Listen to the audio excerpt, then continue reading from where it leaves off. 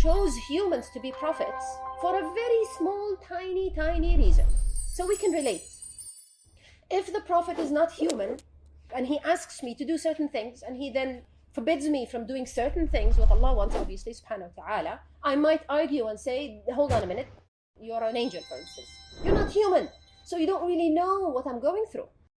Nowadays, you hear this sentence. You know, when go give advice to somebody, they'll just look at you and say, what do you know about my life? You live in a different world. You live in the masjid with the dars and with your group and your lesson and your Quran and your markaz. You don't live in my world. My world is messy. My world is hard. I'm 18 in high school and it's mixed high school and you don't know what we go through. It's a different world. So you cannot relate to what I'm going through. This is between humans, and not prophets. So imagine if a prophet was not human. That would be a problem. So fundamentally, it's a must. He must be a prophet. He must be a human. So we can actually relate. We can actually understand from his point of view as a human. He was a prophet is to just guide us and tell us, oh Allah, what do you want? What do you want from me? Tell me, guide me. Okay, I'm going to send you Musa, Isa, Adam, Noah, Idris, Yaqub, Ayyub, Ismail, so many of them. I'm going to send you so many of them. And they're all going to do the same purpose, more or less, simply to teach you. To teach you what do I want. And to teach you a very important question. Why am I here? Why are we here? If I ask this question to everyone sitting in this room, I'm almost sure, 95% sure, you're gonna say, we're here to worship Allah. وَمَا خَلَقْتُ الْجِنَّ وَالْإِنسَ إِلَّا لِيَعْبُدُونَ. I'm here to worship Allah. Yet, I'm almost sure at least 50% of you are so consumed with worldly problems. It has nothing to do with Allah. Consumed. I'm being very specific. Consumed. Shouldn't I be consumed with it? Because I have serious issues. Family issues, money issues, health issues. I am going through a difficult time. Yes, I understand. Should you be consumed with it? Emotionally, psychologically? Should you be? It should suck your energy away from you, to just suck you dry? No. You should be really consumed with the purpose of being worship. Worship. Subhanallah, in His infinite wisdom, subhanahu wa ta'ala, He chooses our different trials. We're different. We're not the same. Each one of us is unique. So Allah chooses a different way to give us a different trial that would suitable for each and every one of us. So He knows what's her name. She'll better off as a trial, inshallah, and this will lead her to Jannah, inshallah, with disease and illness, and she's always ill. She's always visiting the hospital. She never really had like a good full year of nothing. She's always ill, subhanallah.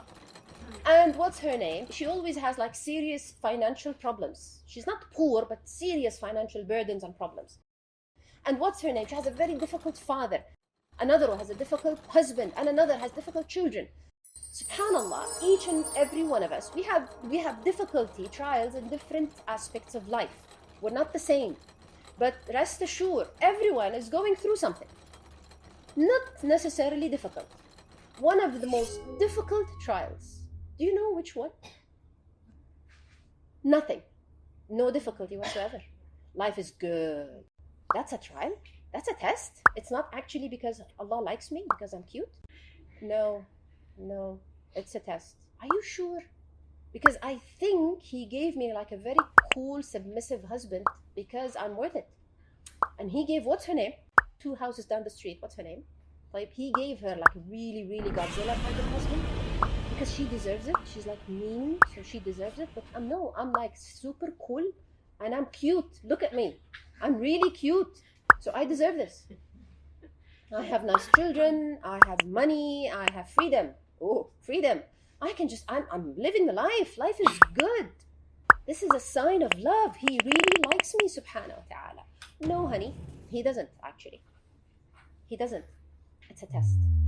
And it is by far the most difficult. By far. Every other test, you are forced to feel sadness, sorrow, cry, feeling down because of what you're going through.